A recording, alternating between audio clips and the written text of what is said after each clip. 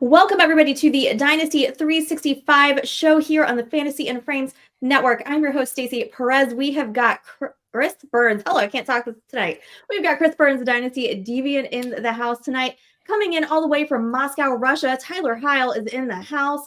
Because we're going to be talking about free agent quarterbacks this week and what that means for your Dynasty teams. Let's go.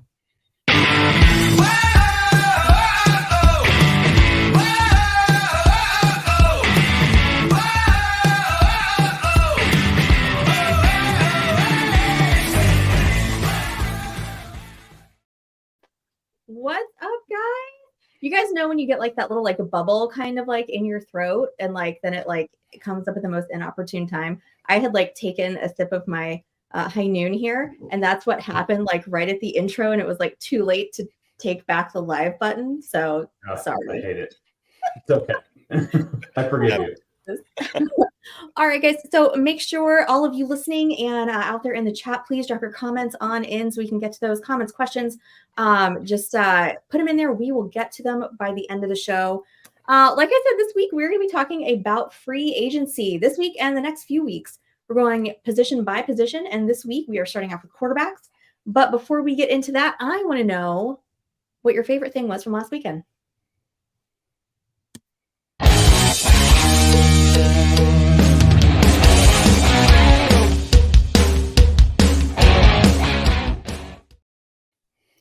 All right, guys. So before we do favorite things, this is totally off script. I didn't put this in the show sheet because I wanted your honest reactions here. Right now,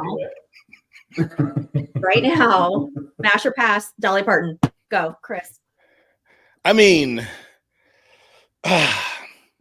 Dolly was doing her thing out there, you know, and like I was at my in-laws' house, and my father-in-law was going so crazy about it that I just had to appreciate his enthusiasm. But to be 77 years old, Dolly was absolutely killing it. Yeah. And I can't answer that question really just because, you know, like I think my wife might cut me. But I'll give it to Dolly. Dolly was doing her thing out there. Good for you, Dolly. Yeah, she was. Absolutely. I mean, out there just like looking better than like women half her age. You're just crushing it. I know Tony Romo appreciated her performance. My goodness. Yes, he did. Ooh, if you guys haven't seen that clip, go look it up. It is worth a view. Tyler, I know what your answer is. Smash. Yeah, 100%.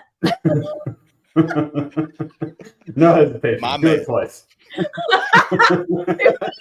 Nothing less. Oh my gosh, I have a lot of questions, none of which are suitable for here. We will take that offline later. That's a good idea. Yeah. Dolly in her amazing cowboy cheerleader outfit and performance. What was your second favorite thing from this past weekend of Thanksgiving football? Chris. For me, like, you know, the Thanksgiving week, so being with family and the food and the good smells and the good feels, and it was just football all week. And for the most part, it was good football all week. You know, so the games on Thursday were kind of, but that's what you get on Thursdays, really. You know, but it was still entertaining to me. And then Friday, the game that nobody wanted to watch, you know, the Dolphins and the Jets. I didn't get to watch it either because, you know, in QT with the wife, you know, so she was antiquing, so I was in the car listening. But, you know, I got to see the second half of it, which was pretty cool because that was awesome. And then Saturday, like college football, the rivalry games and everything were going on. The game, like, that went down, and that was great because I didn't realize I knew so many people who caped for Ohio State. But it was great that, you know, Big Blue came through with that W. And then Sunday was just, you know, all day football. So I just loved it. My favorite part of the week was just holidays, good feels, and just football and football and football. Yes. Tyler, what was your favorite part of the week? Well, I mean, I totally forgot about Ohio State losing. That makes me happy every time. This being from Cleveland does not mean you have to be an Ohio State fan. And I am not. I went to Ohio University. I dealt with people wearing scarlet and gray every Saturday, being all, "Ooh, we're the best." So, yeah, go Blue. Anyway, my other favorite moment was when the Jags reminded everyone who they are. It was major overreaction season for when they got beat by the 49ers badly. I mean, that happens. 49ers had a get right game. They're a bad matchup for the Jags. So naturally, we should bury the Jags, declare CJ Stroud MVP, declare the Texans Super Bowl champions, and kick the Jaguars out of the playoffs. Well, they went ahead and beat the Texans. They're now 8-3, and they're in pole position for the AFC South and even contending for the number 1 seed in the AFC. So I have become a Jags fan over the past few years, and they're my second team. So I was very happy to see them win and kind of shut some people up 2 weeks in a row. That being said, CJ Stroud is still in a trajectory to actually compete for the MVP. Right. I mean, it was the kicker. It came down to that last minute kick there. And then that poor guy he got, relegated to the practice squad. So RIP, Matt Amendola. Sorry. I think they all yell. Yeah. My favorite part of this whole week, in addition to going out to dinner for Thanksgiving, which is the tradition for my mom and I, who are the only ones of our family that are down here in Florida, we invited some friends of ours to go with us, and we were all football fans. And of course, it's lunchtime. So what game was going on then? It was my Packers and the Lions. Was I at the table with my phone watching the game? Yes, I was, just keeping up with the score. But everybody else at the table was also. So no one was offended that we were watching football. So, and they came away with the win. That was amazing. I should say that was my favorite part of the weekend, which is pretty high up there. But my favorite part has been all of these Tommy DeVito memes and videos, like after just going so hard. Yeah. With like the hand, and I don't know what that's called. I don't think it has a name. That's what he said anyway at the press conference. I think it's called the Oh. I wish I could say Tommy DeVito the way I say Amari DiMercato, but it doesn't quite flow that well. But I have enjoyed all the memes, all the little videos for that. That's been pretty hilarious. And then also the realization that he actually looks like somebody I dated earlier this year. Like he could be his little brother. It's just wild to me. So now every time I see him, I'm like, do they need to ask some questions? Do they need to do like a, one of those DNA things, like to see, maybe they're related. Who knows? But that has been a highlight of my week. So yeah, good times. I love the DeVito family. They're hilarious. I mean, it's just the whole thing is so funny. And if he never plays another game or another season in the NFL, like what a great story that he has. Yeah. Oh my gosh, just He growing will up forever have thrown 3 touchdowns in an NFL game. He can tell that to his grandkids. Yeah. So love it. Love that story. Speaking of quarterbacks that may or may not have dynasty value going forward. What's up, football guys? We see you over in the chat. Guys, remember, make sure if you have any questions for us for tonight, throw them on in. Does not have to be free agent related. We will answer all of your questions. So free agent quarterbacks. So we're going to start reviewing, like I said, all the free agents that are coming up this next year in 2024. We're going position by position, starting with our QBs. Tyler, who is your first guy? So before I jump into that, I'm going to give everyone kind of just the, why should they care about this on their dynasty teams?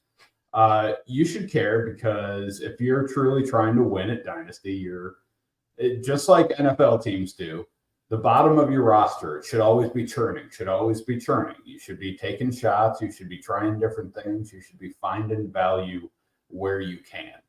And if you're paying attention, which we are trying to do for you, you can track these free agents. You can look at the teams that could potentially have an opening at quarterback. You could see a multiverse, which is this hat was my very poor attempt at Doctor Strange.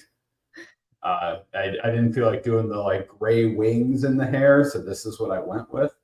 So you're not actually in Russia? No, I am actually in the Sanctum Sanctorum, so I'm sorry for that. I tricked you. Anyway, we want to keep an eye on these teams that could potentially have openings for quarterbacks.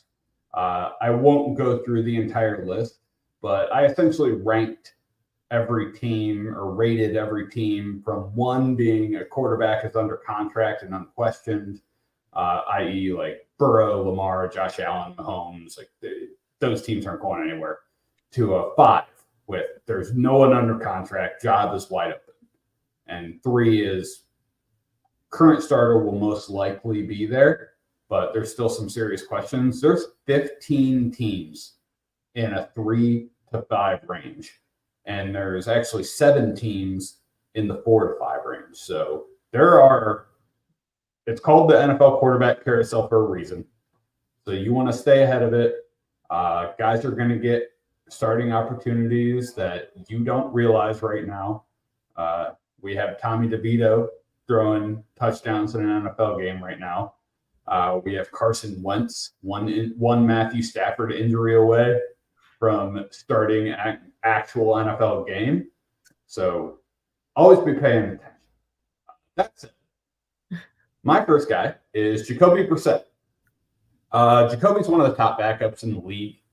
And with his 2022 season with the Browns, he put himself into the bridge starter category, which is kind of where Marcus Mariota was before everyone realized that he just isn't very good. So Jacoby's one of the top backups in the league. He chose incorrectly going to Washington this year, thinking that he was going to have a better chance of starting. They wanted to go with the young guy, and Sam Howell has showed a little bit, but I guess he's made as big of a mistake as you can getting an $8.5 million paycheck. But he's still only going to be 31 going into next season. If there's a team, i.e. the Browns, where there's a good system and he's surrounded by good players, he can absolutely run it and he can do it well. There's 32 starting quarterbacks in the NFL at any given time. There are 5 to 10 backups with real dynasty value. And Jacoby Brissett is one of them.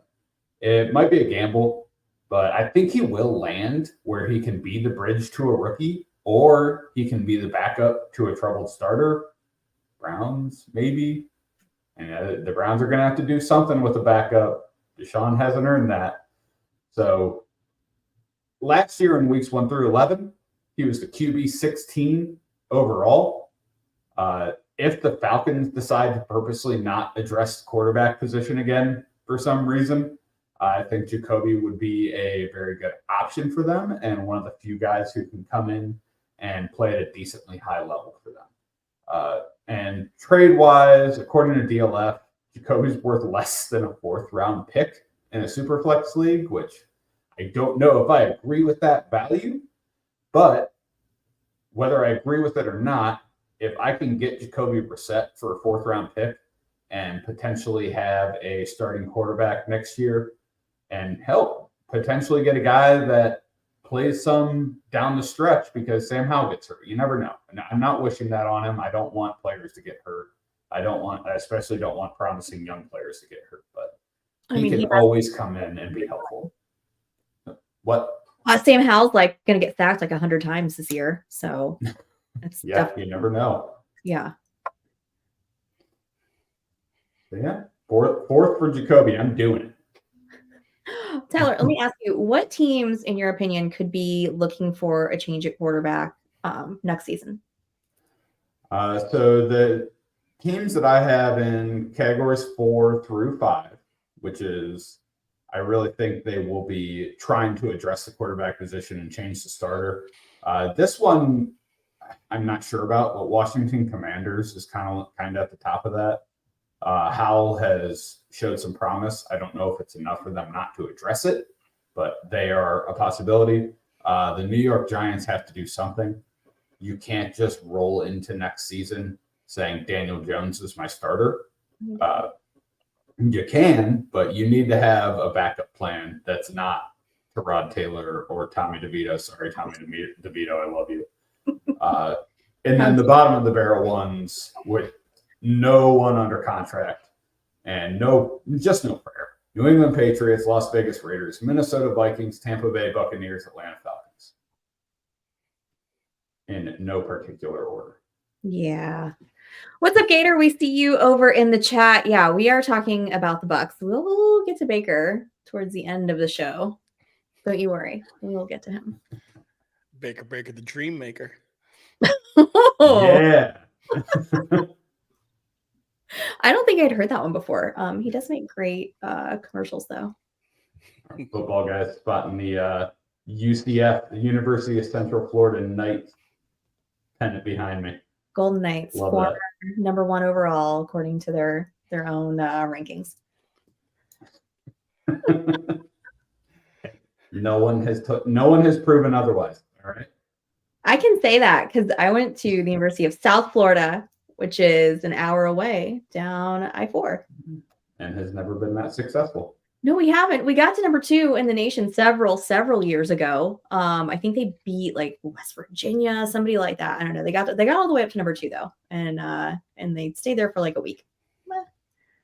Back when the Big East was a thing in football. You know, you're starting to use words I don't really understand what they are, Tyler, because I don't watch the college football, so I don't really know what the Big East is. Thank you, Chris. Who's your player? All right, so my player is none other than one Marcus Mariota. Oh. From quarterback fame. Yeah, Mariota, as Tyler just said not too long ago, not very good. And I'm going to tell you why he may have some dynasty relevance. So bear with me. So Mariota, he is a former Titan, former Raider, former Falcon. And a lot of you didn't know this, but he's a current Eagle. He's backing up Jalen Hurts right now. And at the end of this season, he becomes an unrestricted free agent in 2024. Mariota, he was once the number 2 overall pick in 2015. If you all remember, when is it going to be Jameis? Is it going to be Mariota? Who's going to be better? And I don't know if you can say either of them have really had glowing success. I think right now, Jameis is probably ahead on that scorecard. But, I mean, I can listen to arguments on both. Mariota, he's entering his age 31 season in 2024. And honestly, I don't think you really should expect much from Mariota, wherever he signs, really. I think the rest of his career, he's going to be relegated to a backup role. And his only true path to production, in my opinion, is going to be through an injury, unless he just ends up on a team, that has an extremely shaky starter, like some of the places that Tyler mentioned a little bit earlier. The last season that he started was in Atlanta. He completed 61% of his passes. He threw for just over 2,200 yards. He was not lighting the world on fire. In those 13 games that he started before they said, let's see what the young Ritter can do. 10 of those games he threw for under 200 yards. Now, some people may say that's because of mustached Arthur Smith. Some people may say just because that's his talent or whatever, but I don't know. I would advise seeing where he lands, when that QB carousel stops, but I don't foresee him benefiting your dynasty teams moving forward. But as Tyler, again, mentioned earlier, be ahead of the curve, see what's happening, pay attention to it, because he really could end up in a spot where he could have a path to production, or he could be a bridge quarterback somewhere if they want to bring a young guy on slowly. So you got to pay attention to where he's going and see where he is. If he gets in the game, then yeah, he could put up numbers for you. You could use him in a tough spot, but I wouldn't be giving up the farm in dynasties to acquire him. To me, he's right on the cusp of roster fodder, but really and truly, but if he lands in a good situation, then you have to pay attention to that and you have to react to that. So that's where I stand right now with the young Marcus Mariota. Can we just take a vote for the next time that Netflix does the quarterback series? Let's not focus on guys that might get cut, because that's just depressing. They cut him the day after his child was born. I mean, and it was a holiday too, I think, right? Something like that. That was hard. That was just hard to watch. Just do one on Jameis. Yeah. Whole show. Jameis. Yeah. See? Jameis. Give me Jameis and Minshew traveling across country. Oh my God. That's genius. And Aaron Rodgers throw him in the backseat. Yeah. I would Aaron pay Rodgers. I would pay a subscription fee to watch that. 100% I would. Who's driving? Jameis had LASIK, so he can see now. He can see. Aaron's not driving because he's going to be high. So Aaron's the dude on the couch in the back. yeah, Aaron's in the back, and he's not driving. He's the oldest one. Like he's going to make the two young kids drive. Yeah, true. That's for sure what's happening. somebody, please make that happen for the love. Oh my goodness. All right. So my quarterback, my first one is going to be Teddy Bridgewater. All right, guys. So he is 31 years old, 9 seasons in the NFL, currently with the Detroit Lions on a 1-year, $3 million contract. He was originally drafted by Minnesota back 2014, stayed there until 2017. Then he split time with the Saints and the Jets in 2018, back to the Saints for 2019, in Carolina 2020 and 2021. I feel like we are sensing a theme here with the Jets and Carolina being places that a lot of these guys that we're going to talk about tonight have had stints and not done so well there. Can't imagine why that would be. It seems like there's a common denominator, and it might be the teams. Bridgewater with the Broncos 2021, Miami 2022, and this is a fun fact that I saw that I'm gonna tell you about for all the guys that I have tonight. Not really anything to do with fantasy, but just something that I saw when I was looking at their contracts. Total career earnings for Teddy Bridgewater. Either one of you guys want to take a guess? 80 million. Ooh. Chris? Wasn't Bridgewater like an early pick, like when he first came out? He was the 25th overall, I believe. 22nd, Oh, okay. 25th, something like that. Yeah, so I think that 80's probably somewhere in the ballpark. 65 million. 65 million. Whoa. Again, is there a better job than to be a backup in the NFL? My gosh, there's not. Like, if you can get that gig, get it. Especially when I tell you what the rest of these guys have been earning, because that's probably a little bit on the lower end. So in his 4 seasons with, let me back up. He spent 4 seasons as a starter, and that was with Minnesota, Carolina, and Denver. 3 seasons with 5 or more starts in Miami and in New Orleans. 79 games total, 65 as a starter. That's pretty good. His completion percentage over his career, 65.2 when you take out the seasons that he didn't play. 75 career touchdowns, 47 interceptions. Not too bad right there. I mean, he's likely going to only be with the Lions for this year. They did draft Hendon Hooker, came in with an injury. I think I saw some news on him the other day that he's practicing. So, I mean, I don't think the idea was to have Teddy Bridgewater there for the long term. I think Hendon Hooker is probably going to be their replacement for Jared Goff when that time comes. So Bridgewater's likely on the move for next season, like pretty much all these guys we're talking about.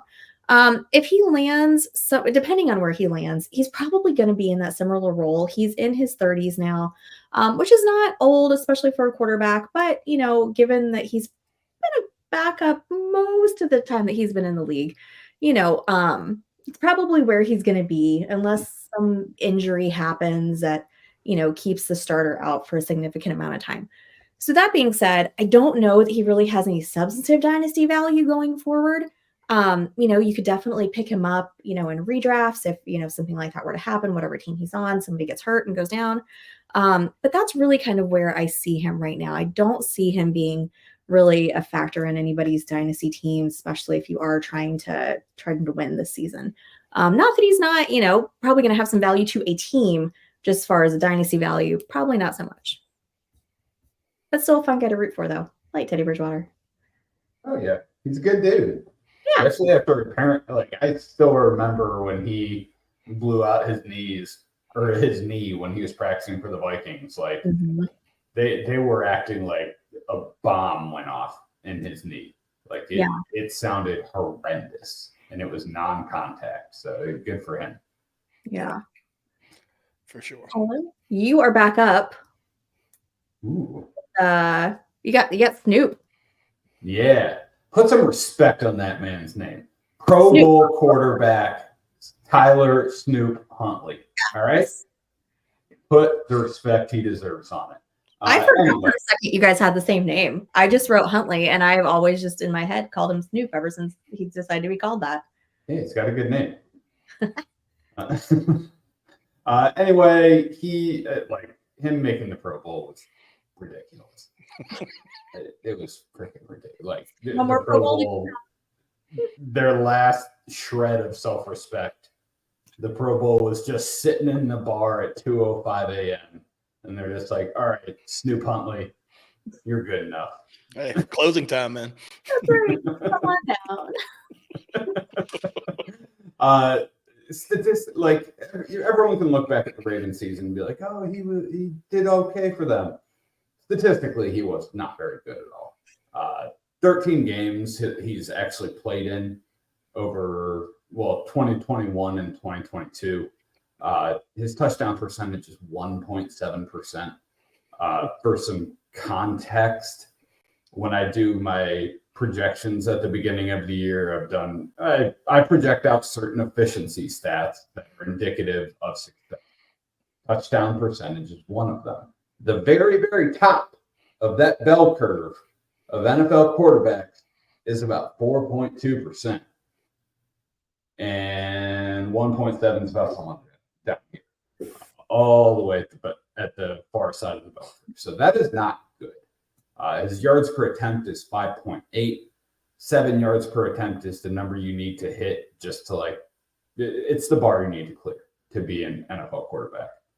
Completion percentage was 65.7%. He was running Greg Roman offense. So I'm sure his ADOT was not high. I did not pull that number.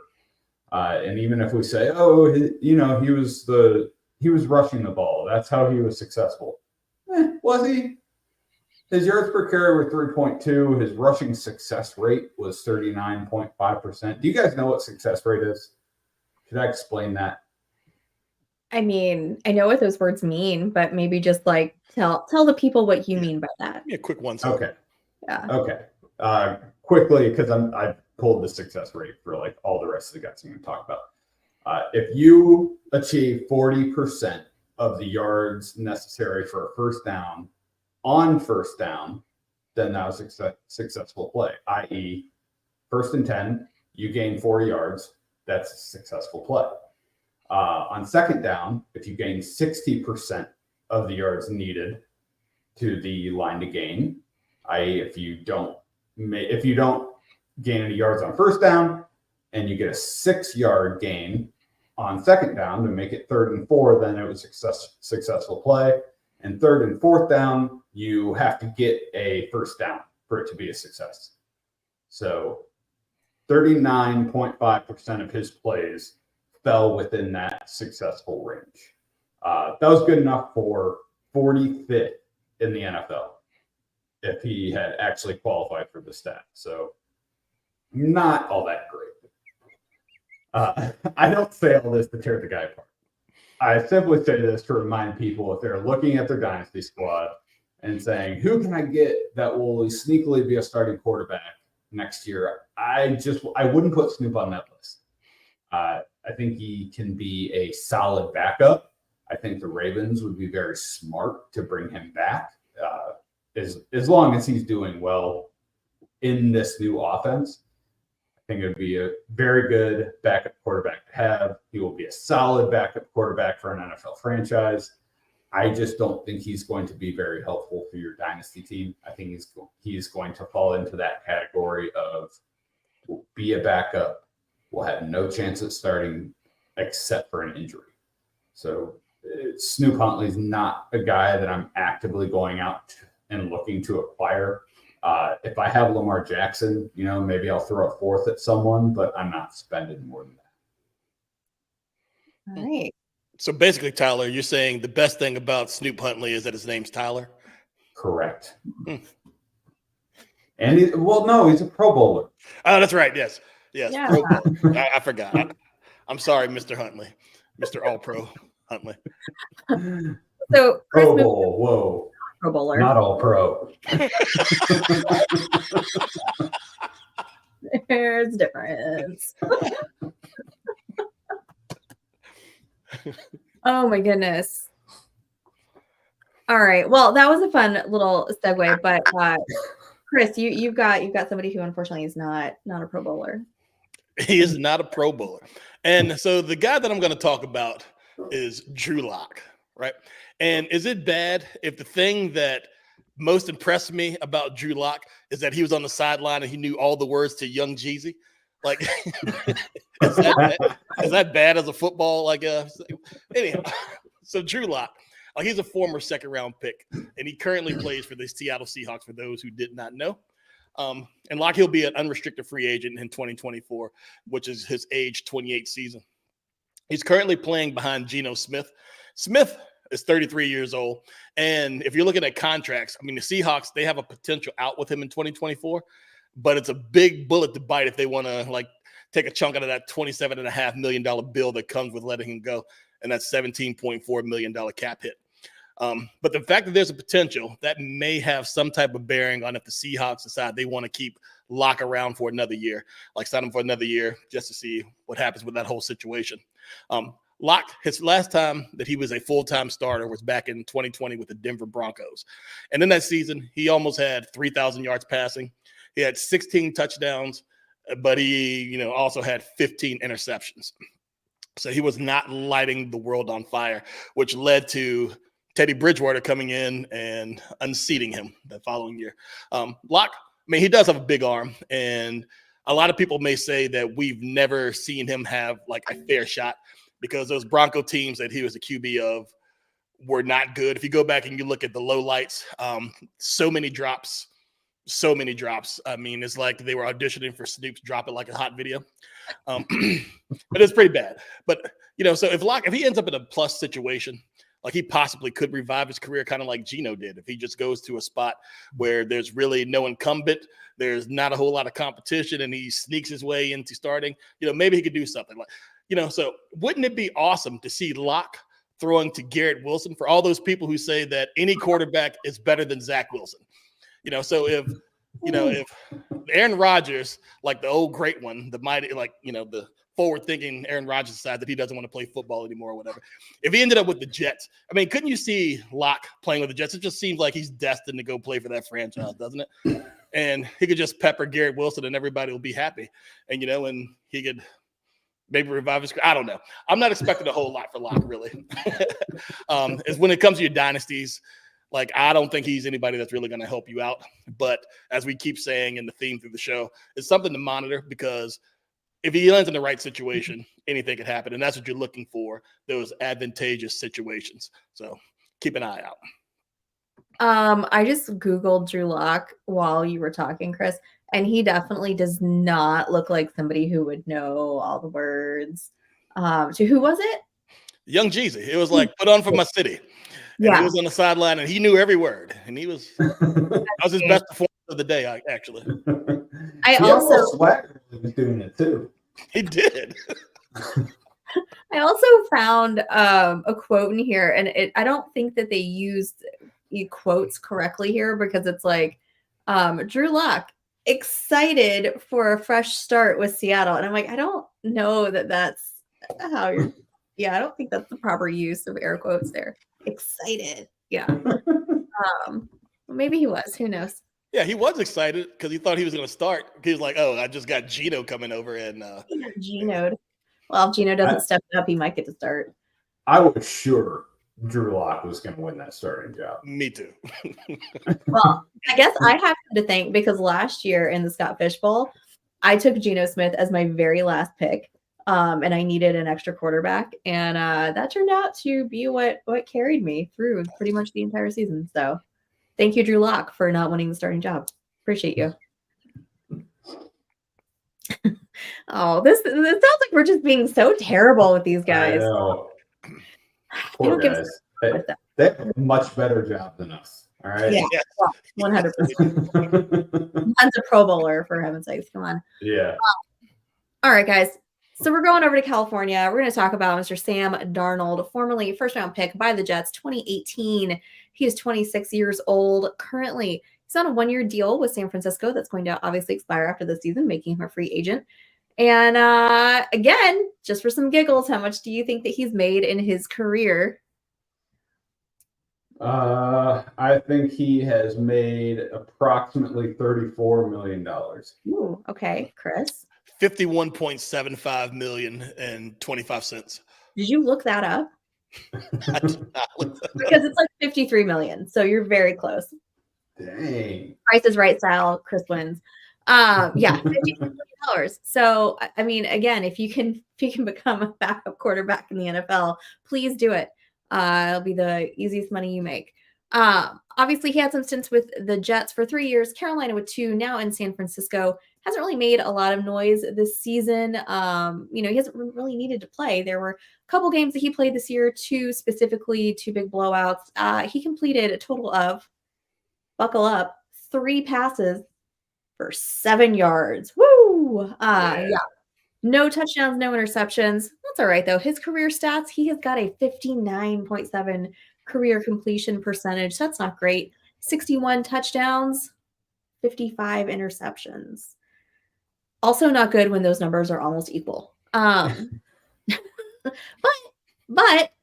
here's a list of things that would have to happen for him to actually be starting, be fantasy relevant, right? Brock Purdy would have to go down pretty significantly. Okay. And he's in a good spot if that were to happen and he were to be thrown in that starting role, right? Because he's got Kyle Shanahan there to make him look like he knows what he's doing. If you are a mediocre quarterback, the best place you want to be is in San Francisco, where Kyle Shanahan's going to make you look like, you're a total stud. So, if the worst were to happen with Purdy, Darnold could, jump in and potentially look pretty good. They've got a great team there. Like I said, Shanahan's quarterback whisperer. It's doubtful that he's probably ever going to be a starter again, unless something like that happens. The 2 games that he did play in were 2 major blowouts this year. So it took that to even get him in. And at that point, like I said, he didn't really, do much at that point. Worse things that you can be doing than riding the bench in California for a Super Bowl caliber team. So hang on to your gigs, Sam Darnold. Yeah, if he's smart, he's going back there. If he can get that opportunity, it's going to get him another starting job. Absolutely. And with Purdy being, the late round pick that he was, they're barely paying him anything. No real incentive to go out and, spend another draft pick on another Trey Lance, incident. So why not just roll with Purdy and Darnold back there and then, go draft some other positions? That's probably what'll happen. Who knows? I agree. Tyler, you have a fun one. You've got a fun one. I got famous Jameis. Woo. Also, do you guys ever really enjoy looking at the nicknames when you bring up a player's profile page on Pro Football Reference? Yes. Because most of the time it's a nickname that just no one knows they have. One of them for Jameis is Jabu. I was like, I'm not sure if that's vaguely racist or not, but I don't think we're allowed to say that word, Tyler. That feels like I think his grandmother called him that. I think that's what I learned from Hard Knocks. Well, I'm glad someone knows. Anyway, to quote Denny Green again for a second episode in a row, they are who we thought they were. And Jameis is who we think he is. He is a YOLO ball, grip it and rip it quarterback. I don't think he's ever going to change. Could he get a starting opportunity? Probably not, but maybe. I think he's more likely to get that opportunity than most of the guys we've talked about. He would be low on my list of priority quarterbacks to go and acquire for cheap. But if we're looking at some of his numbers, 2021, his passing success rate, which that is calculated the same as rushing, he was 44.8% or 21st in the league. In 2022, when he played in that handful of games, it was 43.7, which would have put him at 25th in the league. So Jameis essentially is a back quarter of the league quarterback. And I think we know that. I would absolutely not be dropping Jameis. Jameis is that perfect guy for a team to go after to just make the starters sweat a little bit. That's like a New York Giants fit. You could go to the Giants and make Daniel Jones sweat a little bit. He could go to the Carolina Panthers to help Bryce Young develop and just kind of put a little bit of pressure on him. So could he be a starter? Not really, but it is possible. So out of most of these guys that we've talked about, I would take a shot on Jameis. Who knows? Maybe he's back in New Orleans, but I don't know what's going to happen with that team. At some point, they need to blow that up. I don't know if it's going to be this year or it's going to be 5 years, but Jameis will likely land somewhere where he has a possibility of playing and is the primary and top backup. So I don't mind Jameis. 4th rounder, sure. Why not? If I'm desperate for a quarterback, I'll take a shot. Jameis is such a vibe. Like, you guys, if you haven't seen it already, like, go look up the video of him during halftime at the Falcons game this weekend, where like Ludacris is like descending from the ceiling, you know, and then you've got Jameis on the sideline, like just rapping, dancing away, like, you know, and then poor Derek Carr is sitting there with like his head in his hands. Like, what did I do deciding to come to New Orleans? 100%. That team would be so much more fun if Jameis was under center. But could you imagine him with the Falcons? I was just thinking about that while you were talking, Tyler, just throwing YOLO balls to Kyle Pitts and Drake London down the field. Oh my gosh. Yes. Arthur Smith would never let that happen. No, it would never happen, but we can hope, right? All right, Christopher, who is your next player? So my next player is Tyrod Taylor. So Tyrod. Yeah, Tyrod. He's back to Tyrod again now. Oh, okay. But he's currently the quarterback. Well, he is the quarterback for the New York Giants. He's not the quarterback. But in his career, he's played for the Ravens. He's played for the Bills. He's played for the Browns. He's played for the Chargers. He's played for the Texans. And then he comes and joins the New York Giants. You know, he couldn't help going to the Ravens to be that backup. You know, that's where he was drafted. But then he goes to the Bills where they don't play him much. And he gets in some games and he gets hurt. He goes to the Browns. And then he takes a backseat to Baker in his RV. He goes to the Chargers, and he's supposed to start that season. But then, you know, the team doctor kind of punctures his lung, makes way for Herbert to come out there and do Herbert's thing. I mean, and then you know, like poor guy. And then he goes to the Texans, and he has to deal with Cully and Lovie Smith. I mean, like you feel for the guy just because – like he's been through the ringer, you know. When Daniel Jones went down this year, the first time he went down this season, you know, Tyrod stepped in and he looked markedly better than Daniel Jones did. For the first time, that Giants team, the offense was actually moving. Darren Waller looked like he was a tight end again.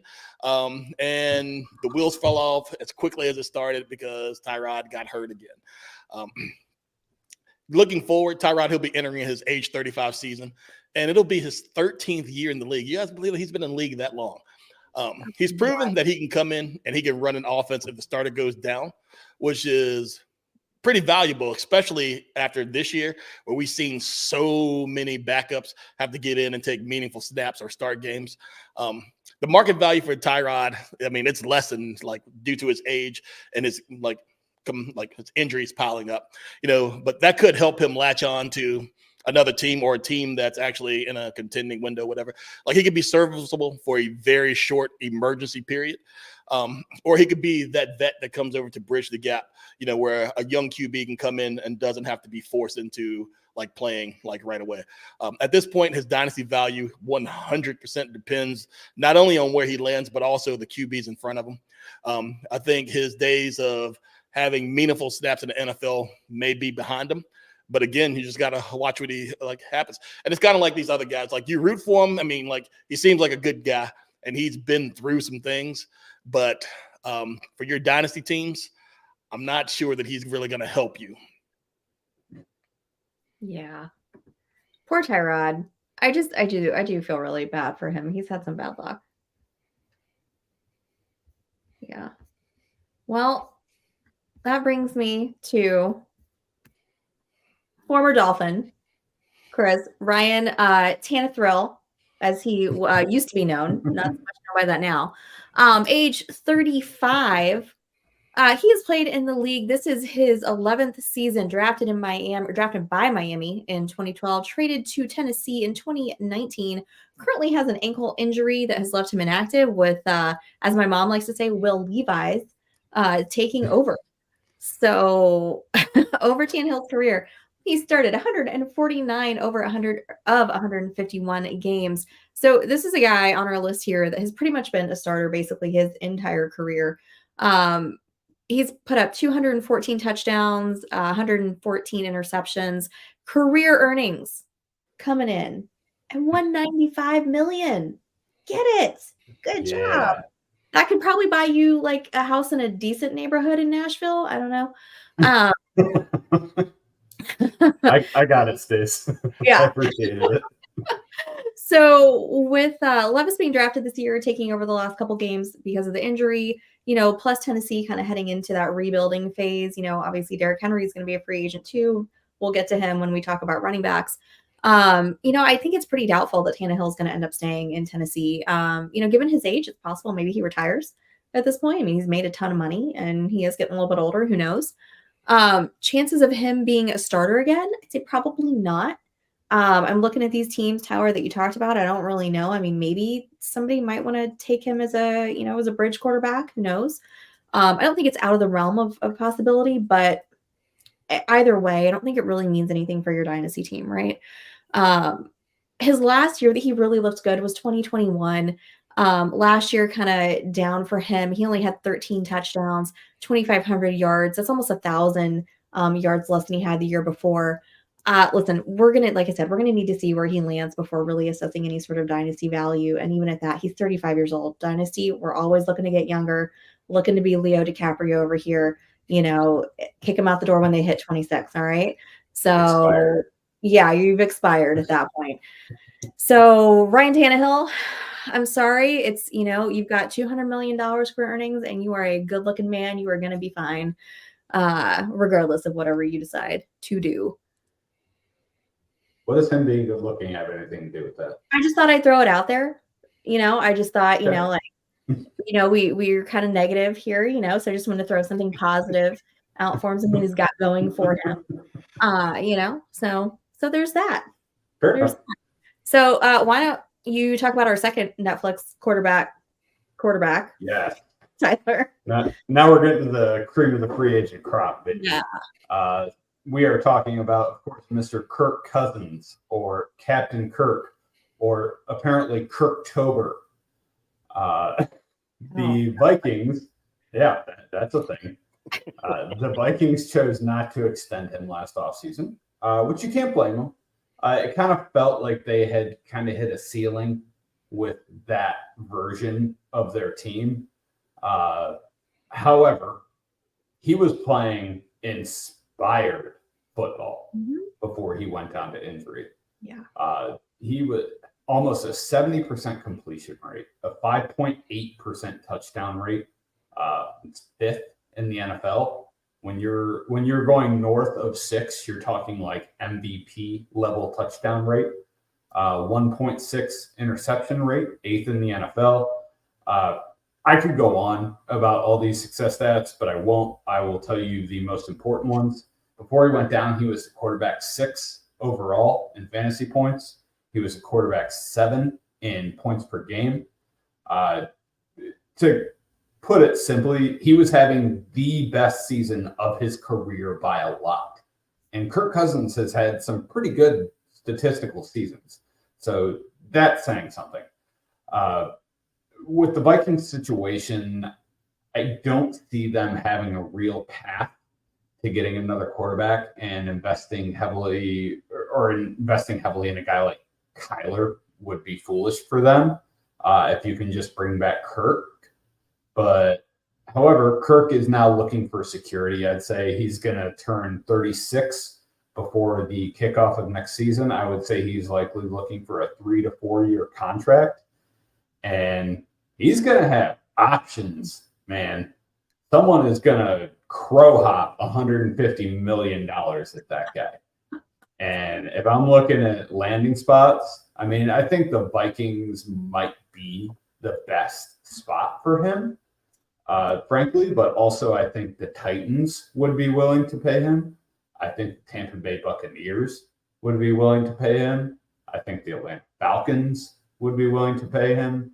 I'm sure there are some other ones that would come out of left field, But if I'm just looking simply at where Kirk would want to go, that he could be successful and has the available cash, those are the ideal teams. So Kirk is going to be fantasy relevant for a few years now. He was playing the best football of his career at age 35, and I think he can come back and do it. It's not like Kirk was an athletic marvel, and this Achilles injury is going to hamper him terribly.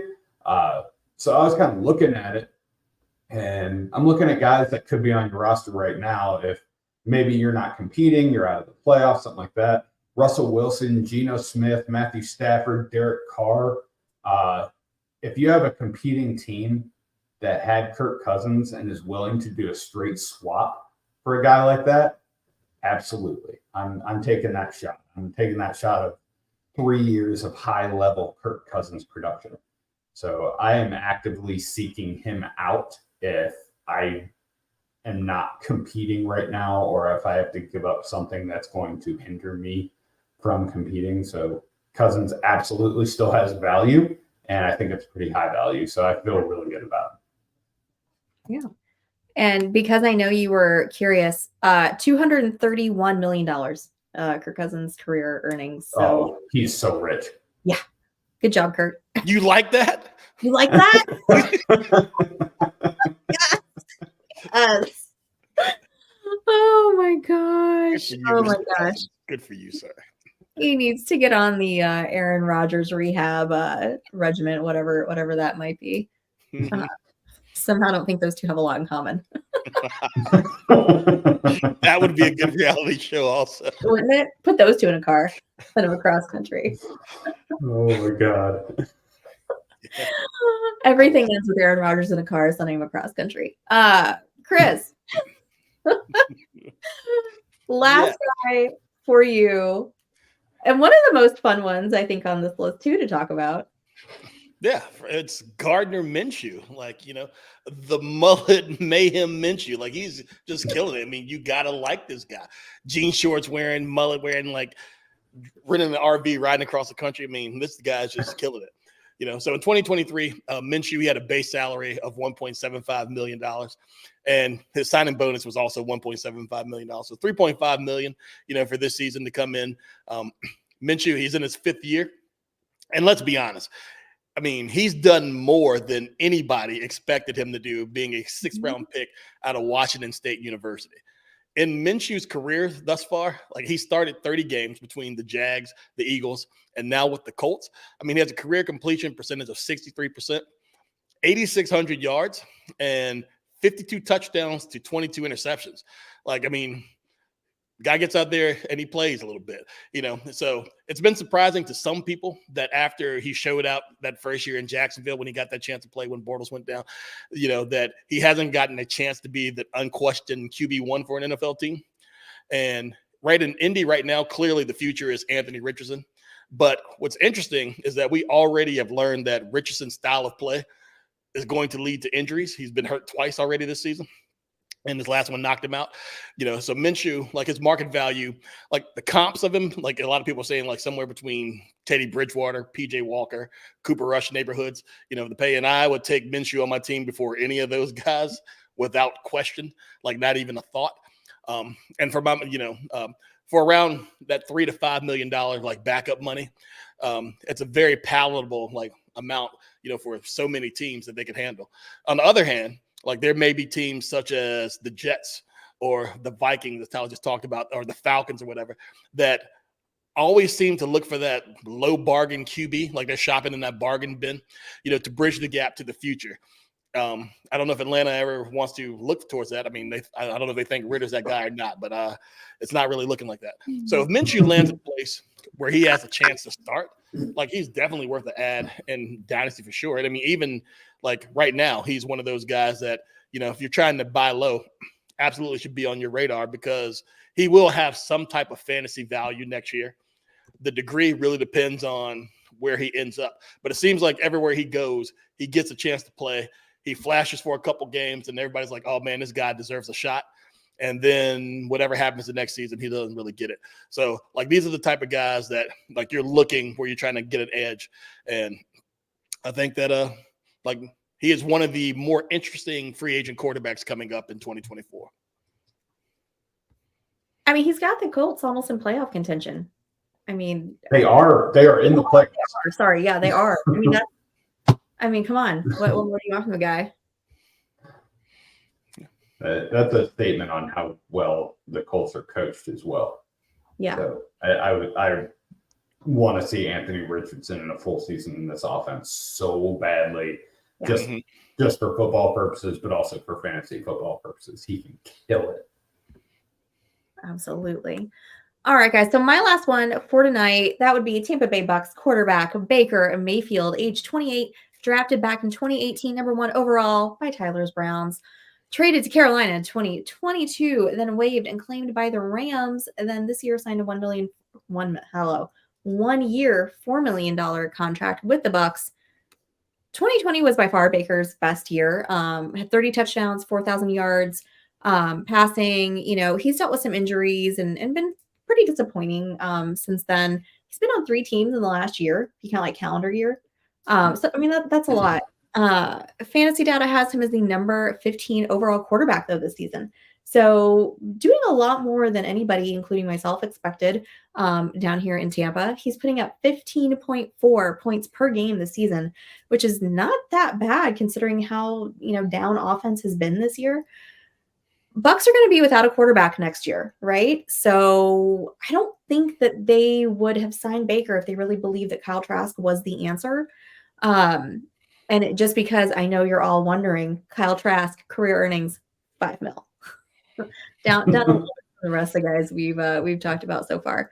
Look, Baker's still kind of youngish, but he's probably is on one of his last chances to really show the league that he's still got something to offer to teams. The Bucks have been really scrappy. I know their record is 4-7, but there's been, other than 3 games, they have been in it till the end. Okay.